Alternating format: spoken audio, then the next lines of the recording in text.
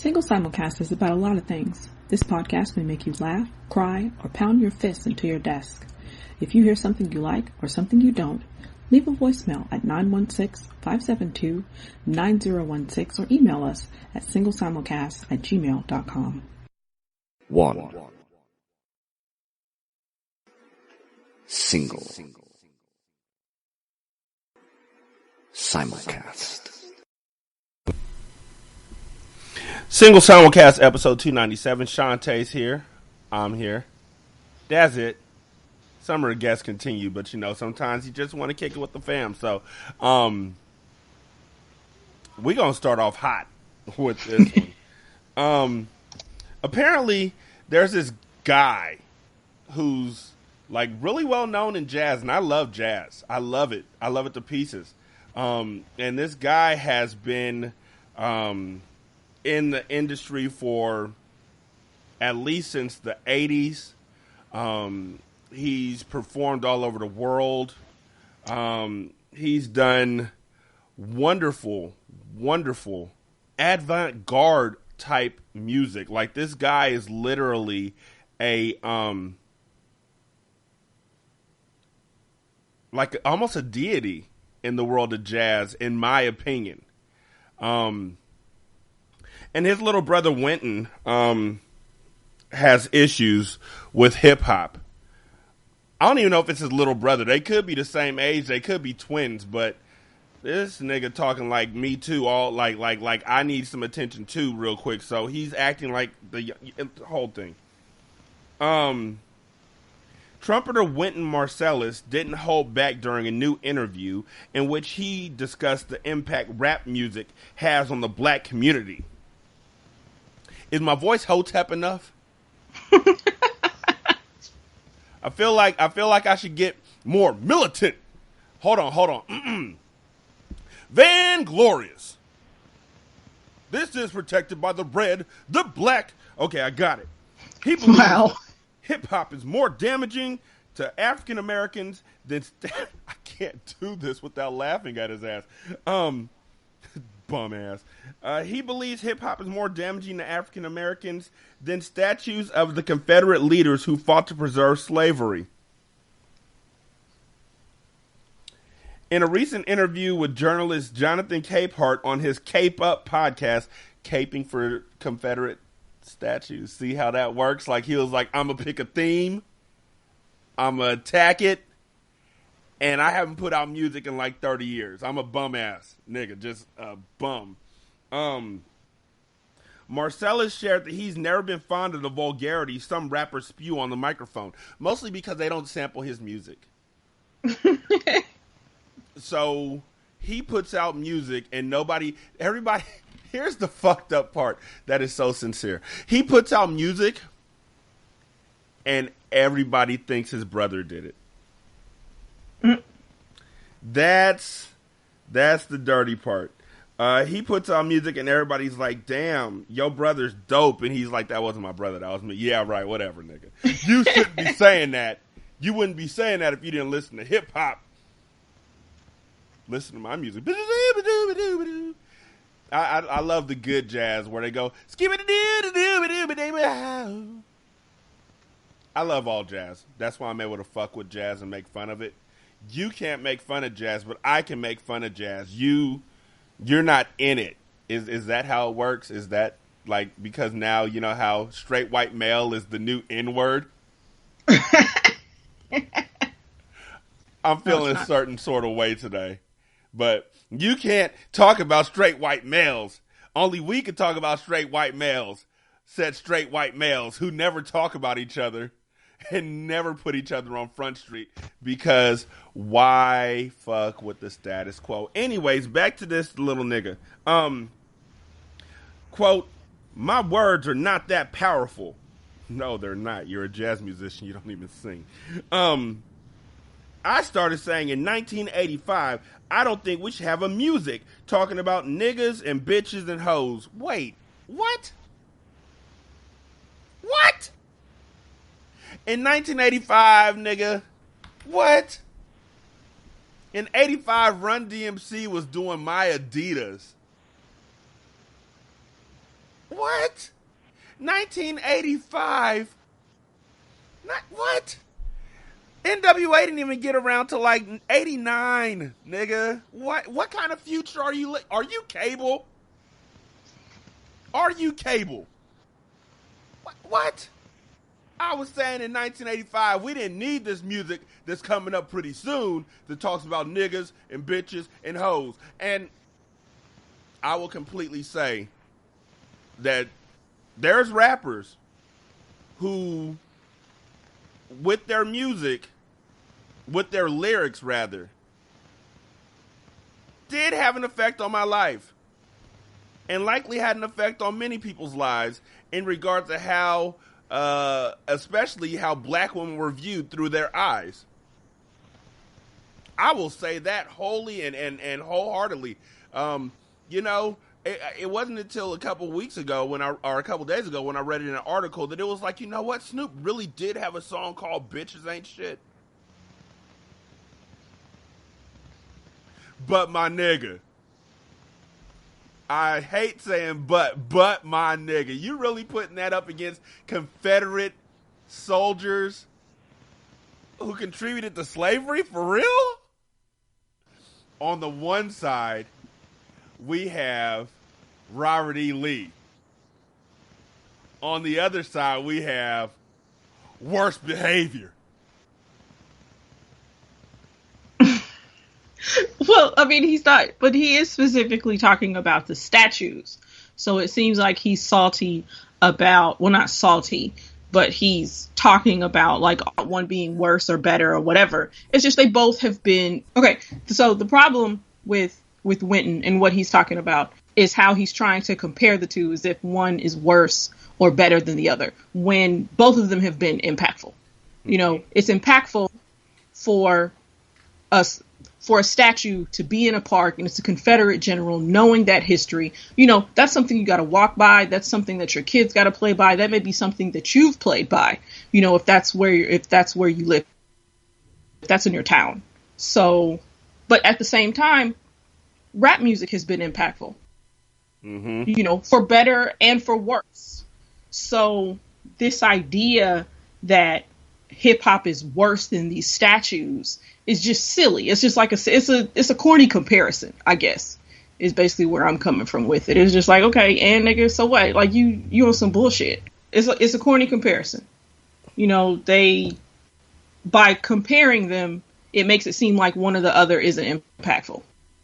There is a valid argument to the fact that hip hop is problematic and has been problematic.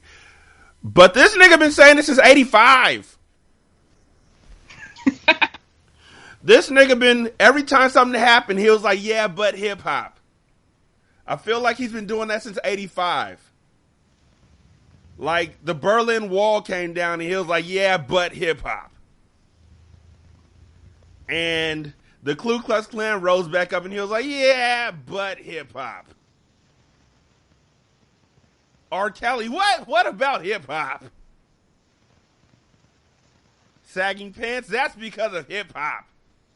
Like, I feel like this dude has just been on a whole nother level hating hip. I bet you he wanted to freestyle when he was younger.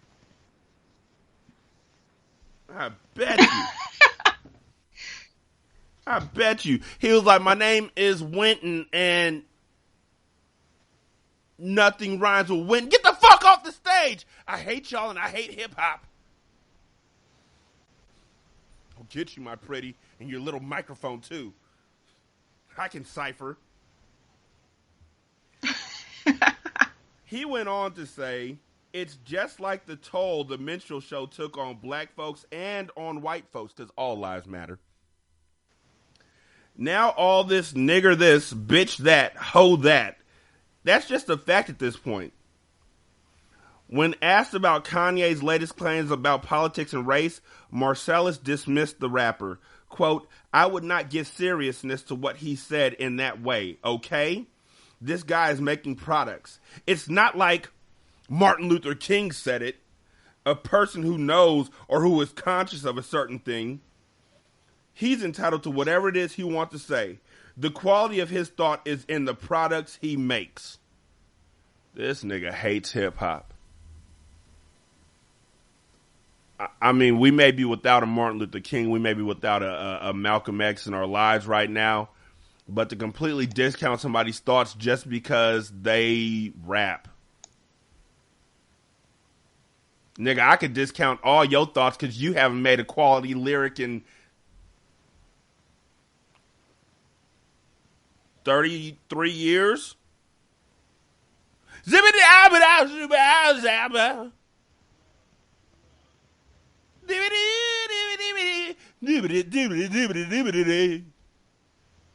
That's a jazz lyric. Right there alongside James Brown's "Hey!"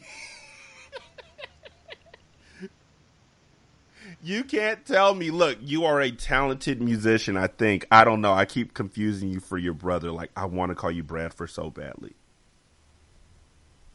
I think. Were you? Wait. Were you on that NBA All-Star tape like in 1995? Was that you? Nope, that was your brother too. Wow. This nigga useless. Wow. It's like, my mama loves jazz, right? Loves it.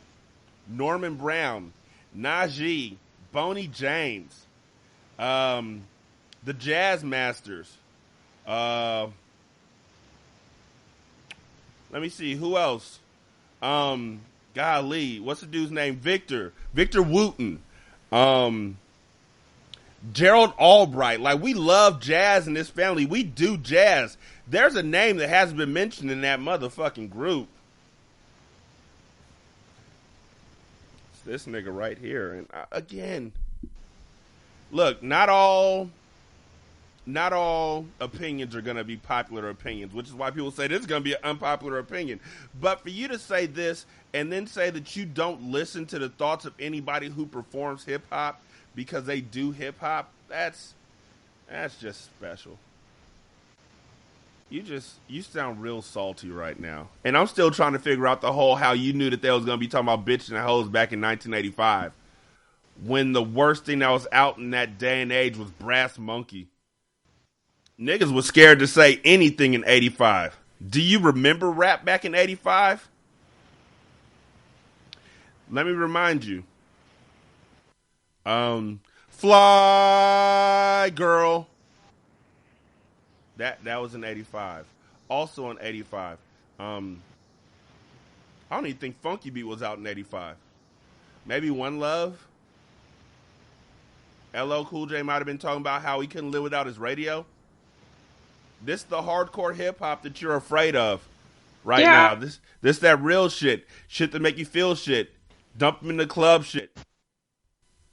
It definitely sounds full of shit about the whole bitches and hoes thing. It just doesn't seem like, at the same time, it feels like that they were still speaking of women in that kind of way. They were partying, getting high. Like, I remember Wild Style or a different movie.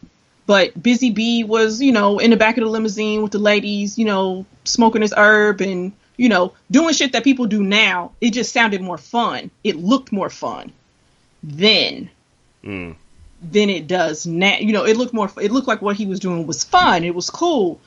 Where now you get people who is just like, oh no, you shouldn't do. The imagery is different. But I think when you look back on it now with, it just looks fun. It doesn't look like anything possibly negative, even though he's doing things that people might perceive as negative now. Yeah, I mean, there were definitely problematic niggas or problematic rappers back in the 80s. There was a group that came out called UTFO. That one of their favorite words was skeezer. Which, that's such an old man term now, because that's literally, it lived and died in the early 80s.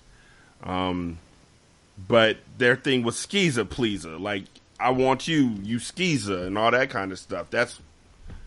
And when I was a kid, it just sounded so stupid because it sounded like mosquito that I just was like, Okay, but it's still stuck in my head. So, I know that there were rappers who were in '85. UTFO came out with their first album, so I know that there were rappers in '85 who did have things that he wasn't feeling.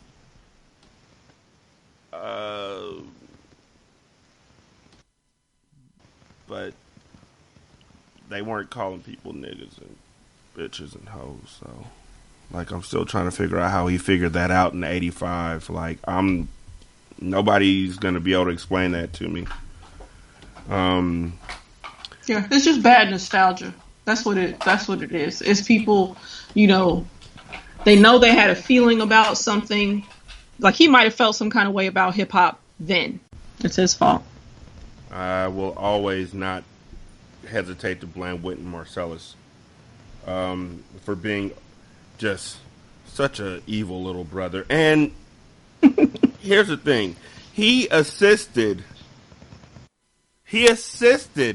the New Orleans mayor, Mitch Landrieu, in removing a statue of the Confederate Army Commander Robert E. Lee. He helped him take it down. But still believes hip-hop has more of a negative impact on black folks. I feel like that's much more of a racial issue. See, he's full of shit. I feel like that's much more of a racial issue than taking Robert E. Lee's statue down. There's more niggers in there. There's more niggers in that than there is in Robert E. Lee's statue. That makes no sense. He's just he's so full of shit. Right? Oh, he's just crazy. He's crazy full of shit. Because the whole thing is, it's like, okay, there's people who I'm sure were fighting against that statue coming down and ignoring the impact of, you know, probably saying that the Civil War wasn't really about slavery and shit. So he's full of shit. He's just stupid. But he wants you to like him more than you like his brother. Please! Like me more than you like my brother. That's important. So the NFL is thinking about some rule changes. Like some things to bring in for the next season. I don't know. I didn't watch last season. I didn't miss it one bit. Like, it was peaceful to have a Sunday where there was like no need to watch football. And I made it all the way through until like the playoffs, at which point people started talking about stuff, and I was like, I don't know. But then again, it spread all the way out to basketball because I haven't really watched the playoffs this season for basketball. I haven't watched the basketball season. Sports are too long. Like, their seasons are way too long. There's no way you can convince me to watch a baseball season. None. 162 games, that's madness.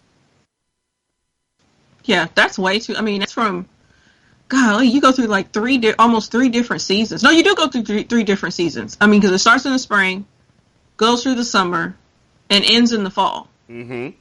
So, yeah, no, baseball is a very, very, very long season. And white. And it's also one of those things where you'll like know a team and your team will be in first place and you'll celebrate, and like a week later they're in last place after going on a 15-game losing streak. And you're like, wait, what the fuck? But as my daddy explained it to me before he packed his bags and left, the reason why baseball is able to have such a long season is because everybody stands out in the field, but the only important person, the pitcher, gets changed out every game. They have a rotation.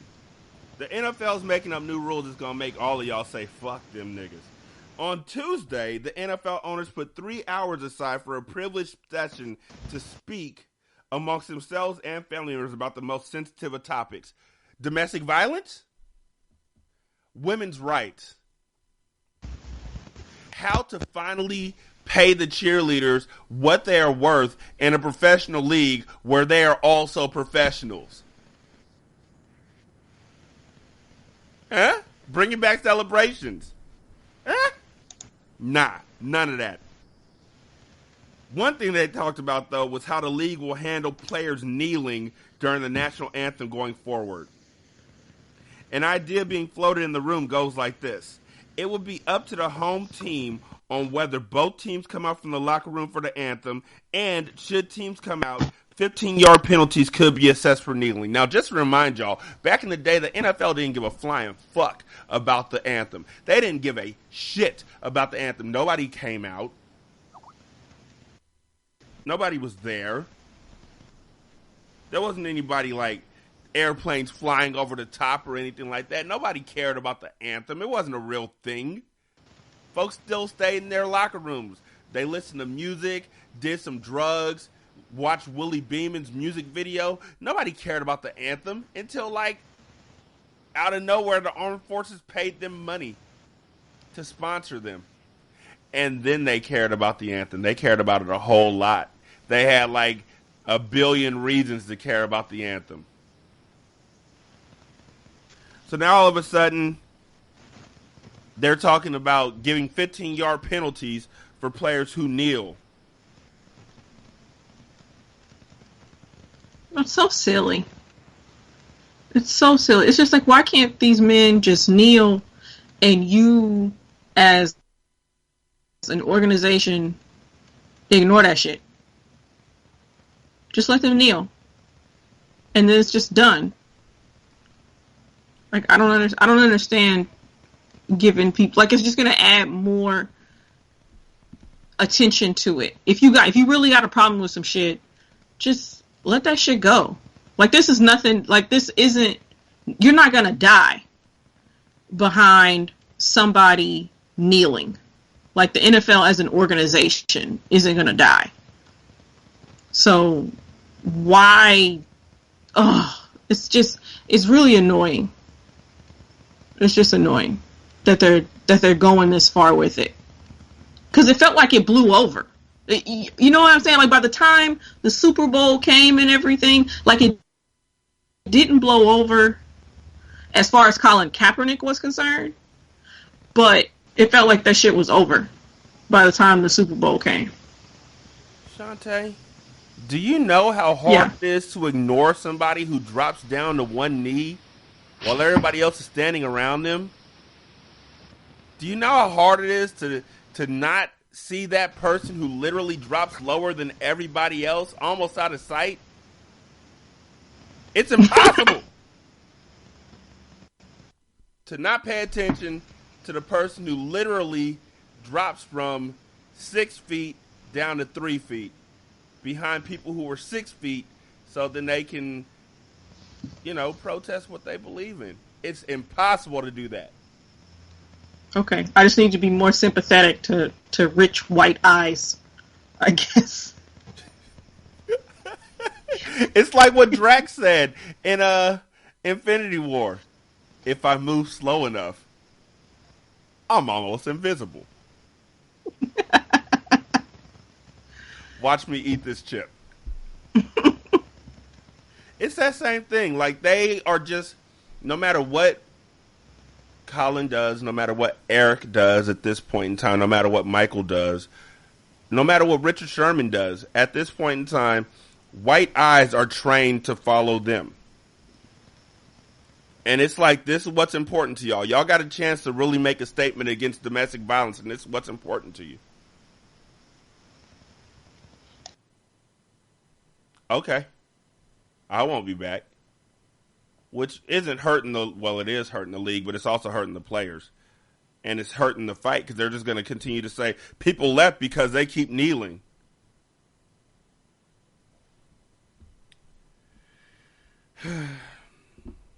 Folks are stupid.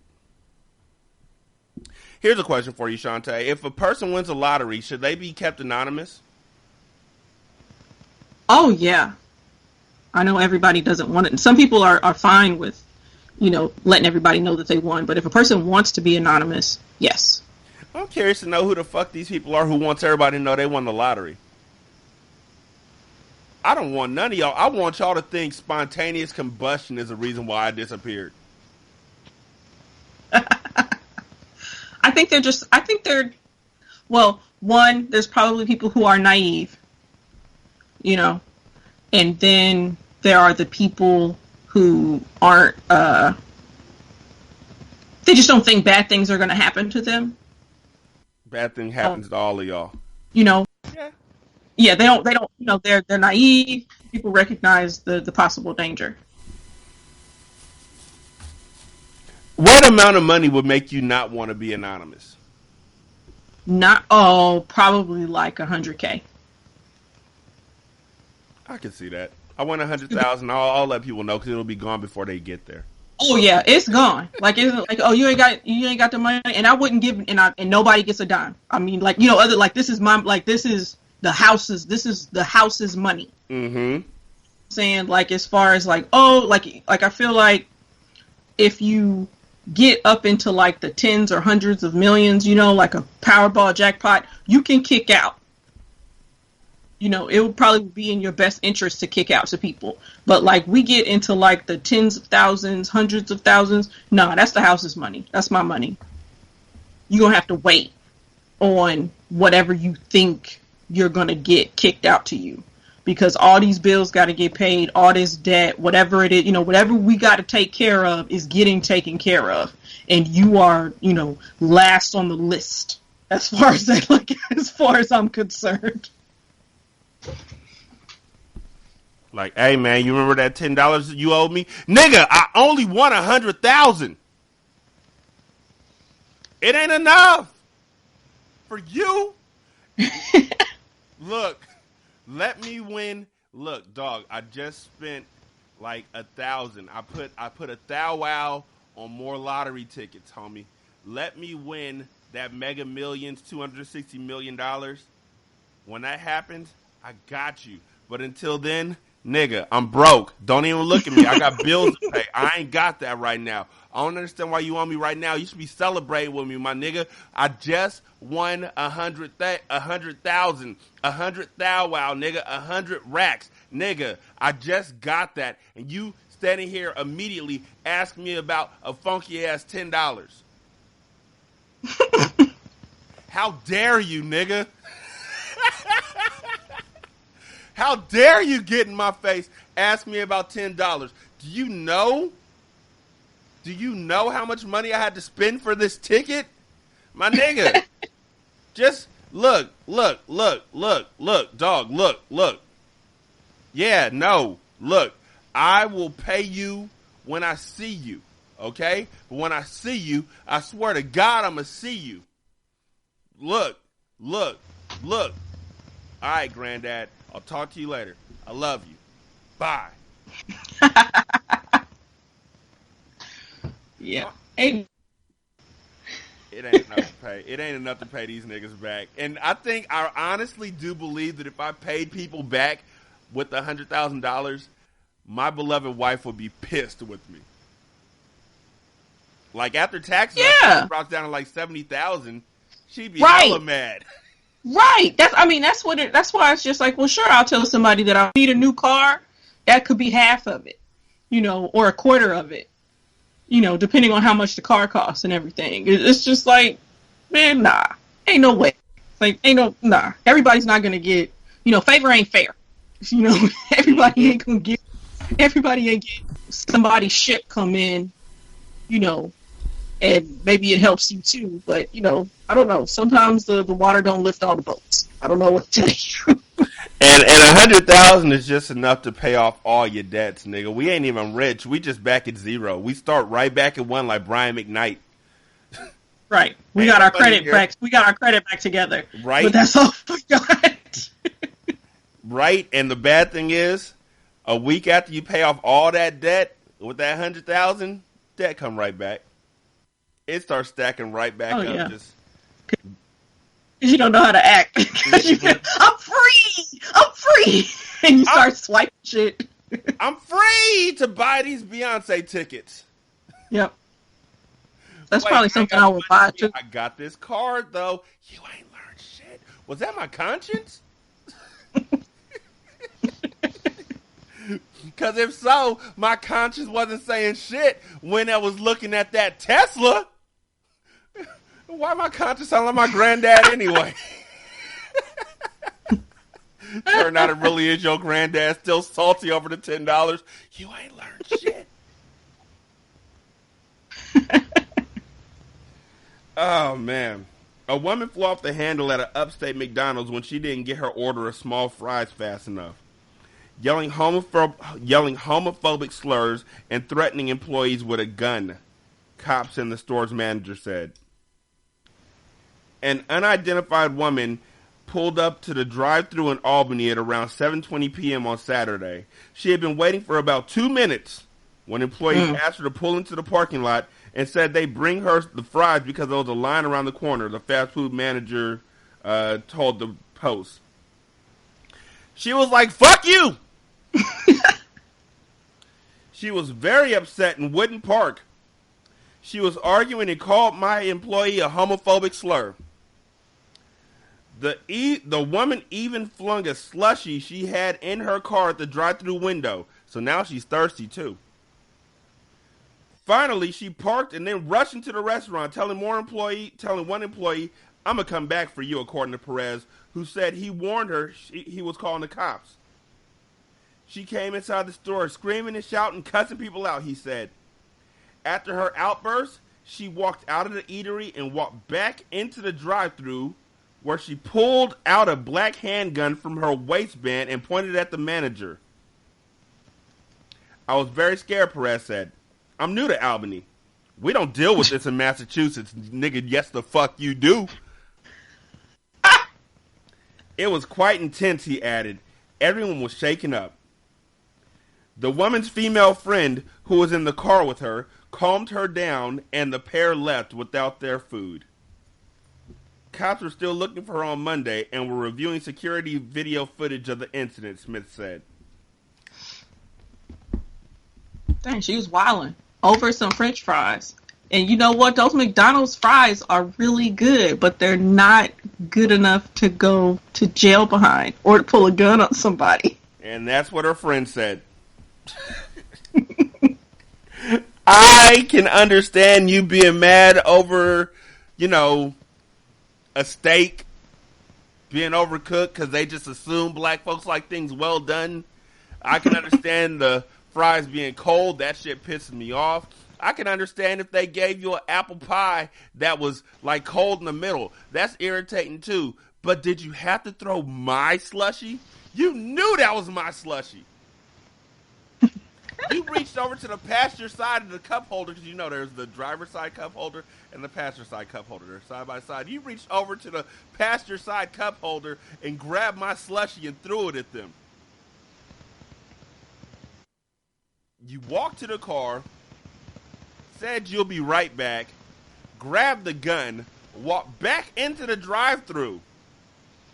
Do you know how many people she interrupted to get back to that drive-thru? Like, she's walking up on cars like, "Hold up, nigga.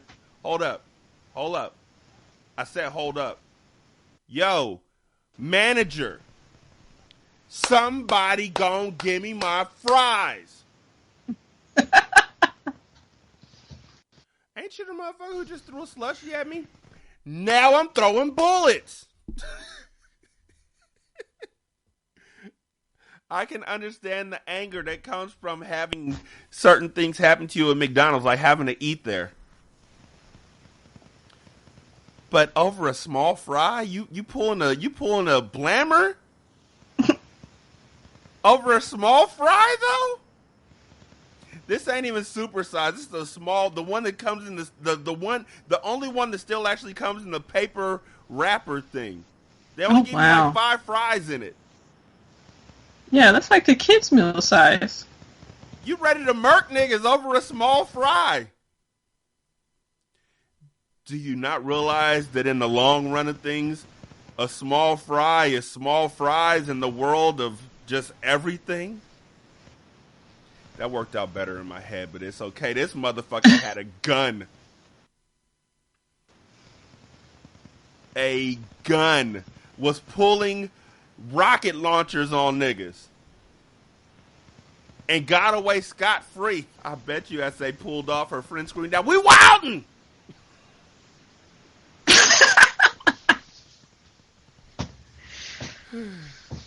Oh man. Okay, so fast. So this is a fast food segue, but saw a video on World Star of this dude who basically looked like he was the height of Zac Efron. Talking shit to a black dude who looked like he was about 6'3". And this dude yells, the white dude yells back at the black dude, like, he says, "I'm not even going to call you the N-word, you black guy." Like, he said it just like that. And then that dude got launched into the cook area. Over the computers, over the counter, over the computers. Like, launched. I understand the whole... No, I don't. I don't understand getting mad over having to wait. And I understand getting mad enough where you feel like you got to talk to the person in front of you to express how upset you are that you have to wait. I never understood it when I was in elementary school, where folks was drinking water and there'd be that person, that one person. 1, 2, 3, 1, 2, 3.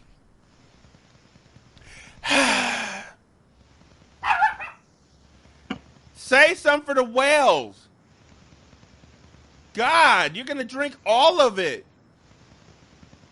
You know that water comes out the toilet, right? The water pipe and the toilet pipe are connected, so you're drinking bathtub water. I never understood it back then. For this to be happening now, I hope he got launched and just slid like hella far. I hope he slid into the future, where he was able to tell Wynton Marsalis that ain't shit changed. You gotta come back and save us all.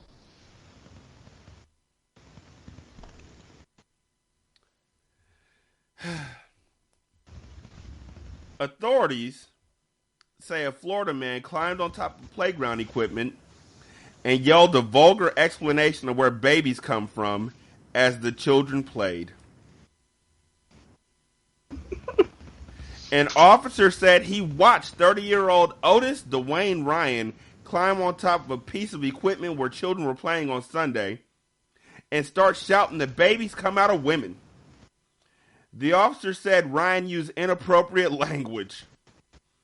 Parents rushed to remove their children from the busy playground. Earlier in the day, police said Ryan approached tourists and made inappropriate comments to women in an effort to get their male partners to confront them. An officer was watching him at that time, too.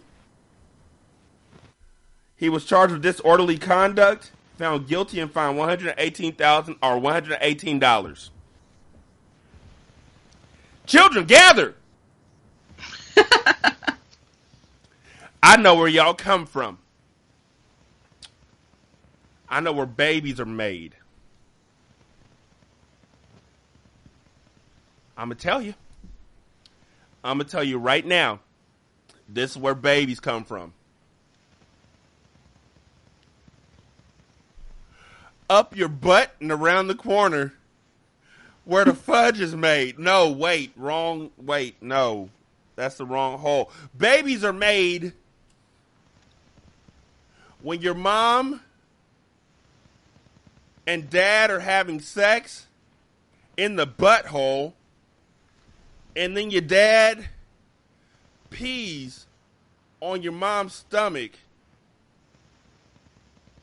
Wait, no. Wow. Babies are made. Side note. You're a cute baby. I know where you came from. 3754 Clean Wash Drive. I live near you. Back to the story. Babies are made when moms and dads are about to break up and one of them wants to save the relationship. Wait, have I said too much? Wow. That's really messed up, man. Like, man, shout out to those people, man. Shout out to you keeping nigga babies. Shout out to you. No, I swear this dude was just yelling. Like, when I read this, and this dude, you know, for the listeners, this person has like a huge face tattoos probably. And when I saw this story, I was definitely thinking that he was just like yelling pussy at the top of his lungs. Like, I feel like that was the vulgar word that he went for. He did not get, like, you know, anatomically correct. He wasn't saying like babies come from the vagina. He was yelling pussy real, real loud. Pussy! Pussy, pussy, pussy, pussy, pussy, pussy, pussy, pussy, pussy. Yeah, and it wasn't funny like in Boomerang. It was not a joke. Or like it was on Right Said Fred when we were all singing it. I'm too sexy for my cat. Too sexy for my cat. Oh, pussy. Oh, pussy cat. I'm a model. I wonder what he's doing now. Pussy! Yo! I know where you came from. Look. You came from a failed relationship between two people who couldn't see eye to eye. Is that going too deep for you? And you look just like the butler. And you look just like your mom's maid. Is your name Alfred?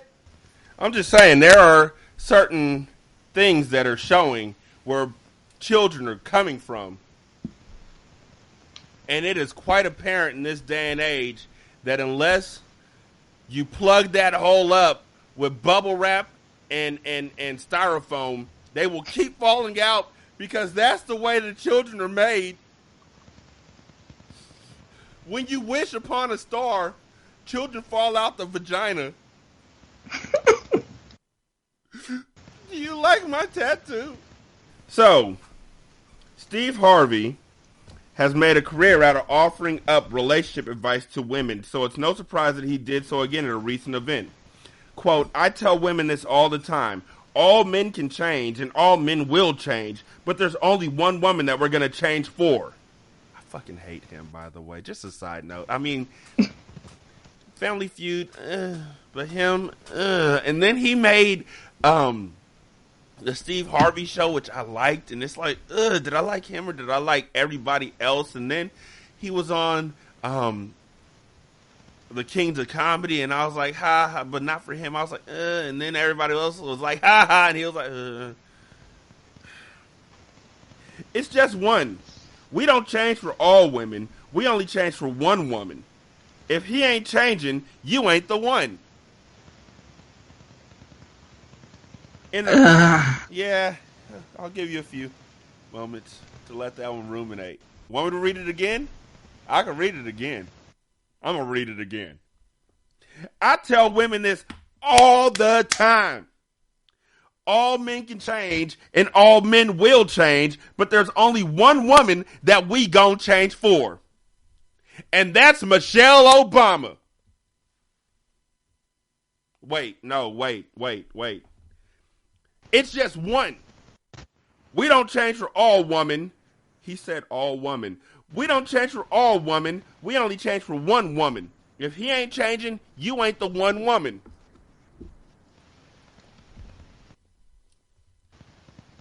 In the apparent response to his newest piece of advice, making the rounds online, many folks have finally called out the issues with listening to the radio and talk show host when it comes to relationships. Because, you know, he's been through 2 divorces and married his wife in 2007. Quote, Steve Harvey's rise as a relationship guru has been fascinating to watch. I mean, fuck that nigga and his trash-ass opinions. I'm just stating it's amazing that people will really let any old damn body give them love advice, one person said. Me going to Steve Harvey for relationship advice is like going to Birdman about money management, someone said. Why would you listen to him?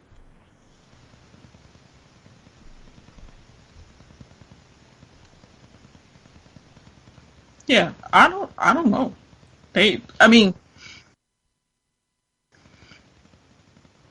Yeah, Steve Harvey, somebody else on the show, obviously that's full of shit. At the same time, though, I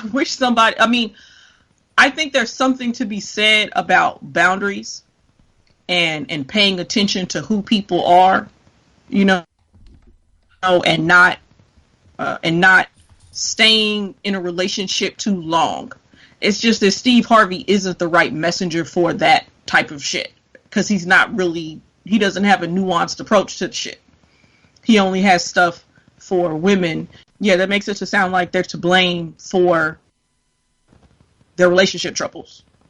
Steve Harvey is the equivalent of that attorney whose face is on the buses, whose number is like 555 5555. Nobody ever really calls them, but yet they keep giving out legal advice.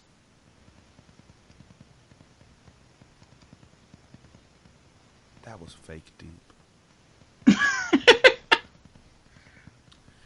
No, yeah, nobody should be reaching out to him for relationship advice. No. Matter of fact, if you reaching out to him for relationship advice, just do the opposite. And niggas, you should be changing because you need to change. It ain't because of any specific person other than you realizing that your opinion is trash and you's a trash ass nigga and need to change. Wynton Marsalis. 3 actresses are calling for the boycott of an Atlanta restaurant after they were arrested for entering the restaurant and taking too long in the restroom. Erica Walker, Brittany Marie Lucio, and Asia Sherelle Epperson, a former finalist on American Idol and an actress on the television series Greenleaf, entered Houston's in Atlanta on Mother's Day. Although the kitchen was closed, the women say the restaurant was open and customers were still dining when they went to the restroom. Houston's shift manager summoned an off-duty police officer who was working security to remove the women from the restroom after they were in there a grand total of 10 minutes. The officer report indicated that he entered the bathroom and asked the women to leave, but they laughed at him. The report states that the cop grabbed Lucio by the wrist, but she pulled away and said, "Get your hands off me." The officer grabbed her wrist again and pulled her outside the restaurant, and that's when things got crazy.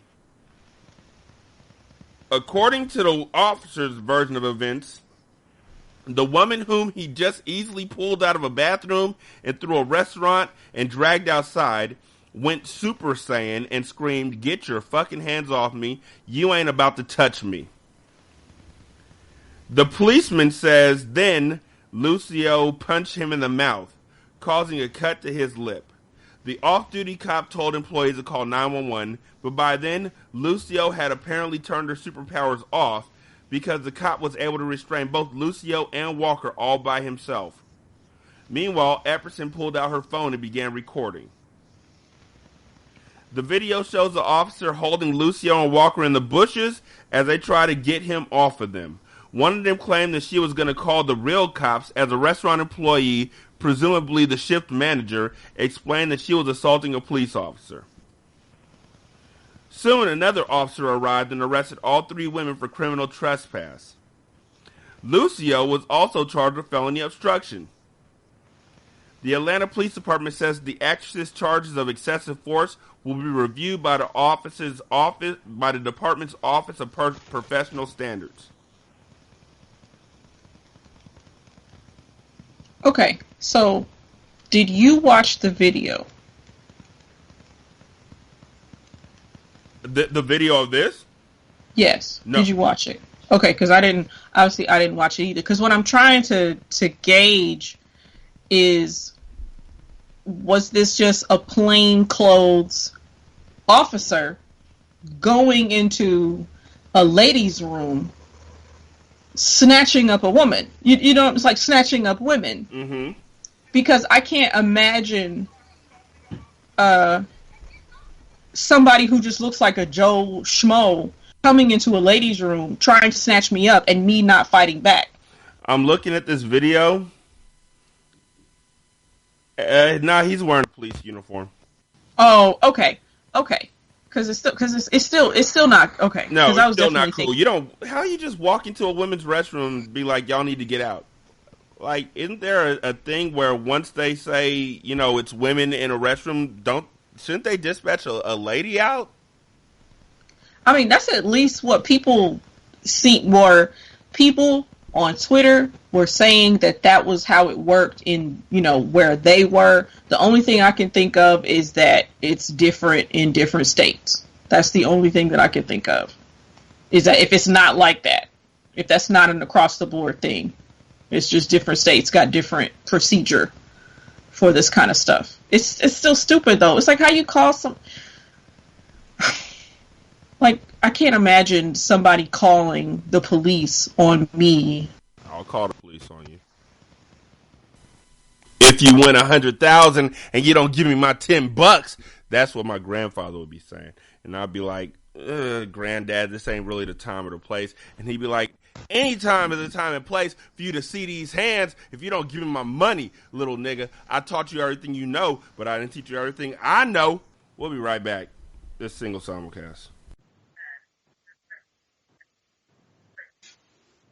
This is Ray, a.k.a. Black Show Bob, and you're listening to Single Simulcast. Hey, everybody, this is Gerald Jones from the Buy Black Podcast, and you're listening to Single Simulcast.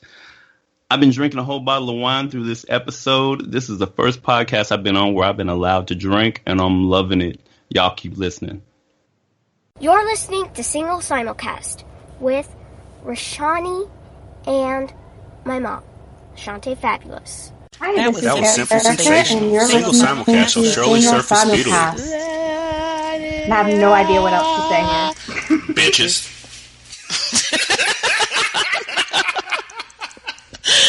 Single Simulcast wants your reviews.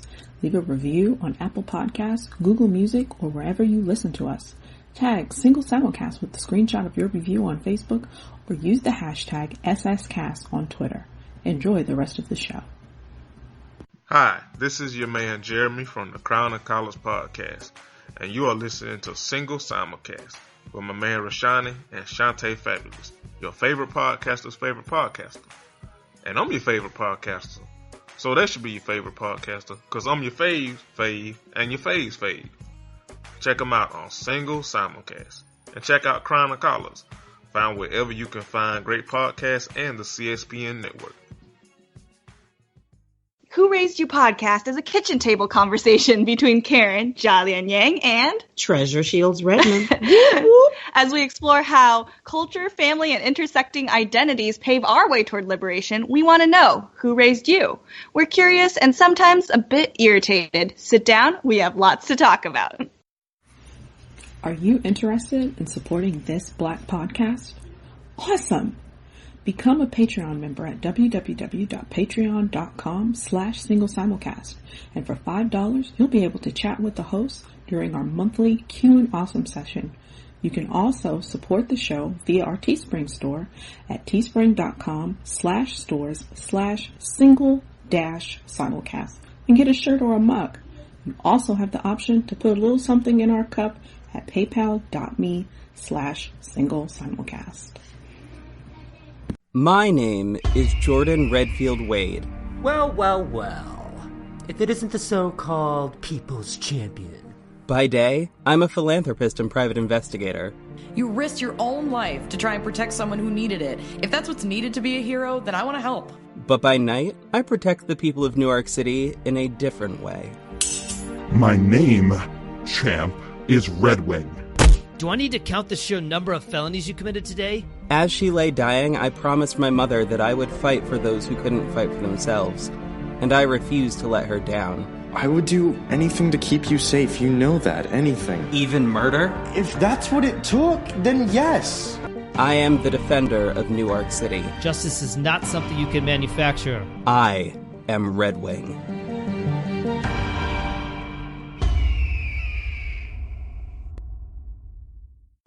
Hello, this is Stephanie from the Mocha Minutes podcast, and you are listening to the Single Simulcast with Rayshani and Shante Fabulous, your favorite podcaster's favorite podcast.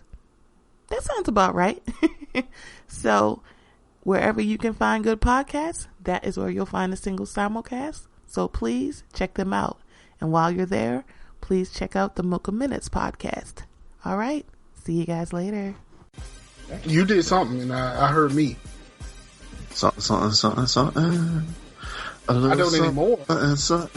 Something for the honeys. A little something. Something for the honeys. Yeah. Guy that likes the... I don't even know the words anymore. I can't remember the words either, actually. That's what was just happening. I was like, what did he say in that song? I really don't know any of the words. Yeah, that was his all you know is, you know what? Something for the honeys. You know what? Something. I bet you we play that song as soon as we hear it, we're going to know the words sporadically. I'm the kind of guy that likes to pick you up. That's not it. In my something trunk. Put it in your butt. That should be it. That's a much better line than whatever he came up with.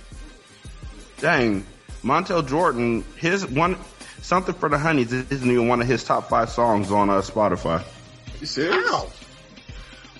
Like he has 4 other songs. Let's get it on tonight. Let's get it on tonight. Okay. I forgot about that twice. Wait, this is how you do it? Is on there twice? It's like a remix? Probably because, if you have a best of album. Oh, yeah. How the fuck does he have a best of album? I don't know. Let's see what's on it. Kick back. I turn around my baseball cap. I'm 46 on my lap. Coming right back at you. Is this something for the Hunters? Yeah, he is. Yeah, that's what he did, man. He would sound like he was about to rap and he'd sing Tyrese Styles. Baby, this is for you and you and definitely you. Type of guy who takes time to just kick back, turn around my baseball cap. I got a 46 ivory. So let's see. Female worth my while. I'm so, and I know that's I hit it and I hit it if she's with it. I get the 5 to the 6, 7 digits. Call her up on my cellular. And all the shit that I say. The fun will begin when I hit the scissors. you fucking called that shit. As soon as the fucking song played, it was like, I got it. Shantae, go ahead and do your shout outs. Yeah, shout out to No. I know. Man, just leave a review. Leave a review. Not of this episode. Not of this one. This one, but a review of another episode. So Rashani can give away 5 copies of Black Panther. Yep. At this point, let me see if we have any. That's how I know, because, we started off with a fresh slate as far as iTunes, so I know if we have any at all. Also, for the giveaway, does it need to be USA only? No, but they need to tell us the country. Oh, okay. So then we can find them. Okay. Man, I don't understand it. The Cersei episode was so clean and so clear.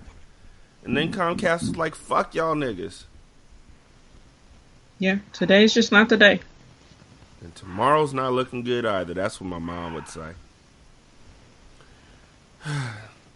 Well, everybody, we thank y'all for trying to listen. Good thing about this episode being so short is that I can spend time and actually try and edit this into something that y'all won't even know how broken this shit really was, because the stuff that we said was so great. It was greatness. But if you missed any of it because the system broke up, let me remind you, fuck Wynton Marsalis, fuck Snoop Dogg, fuck Donald Trump, fuck Tom Brady, fuck Boston, fuck the Atlanta PD, fuck anybody who listens, or fuck Steve Harvey's opinion. Fuck Steve Harvey as a staff, record label, and as a crew. I think that about sums it up. Boom. Oh yeah, and babies come from the booty hole. seriously though, if y'all need to give us a call, if y'all need to talk, we're here. Just reach out. We're always there to listen. And we thank y'all so much for taking time out. This Single Simulcast episode 297. We'll holler at y'all later. Be good. Peace. This is Single Simulcast. Don't know by now that you slip.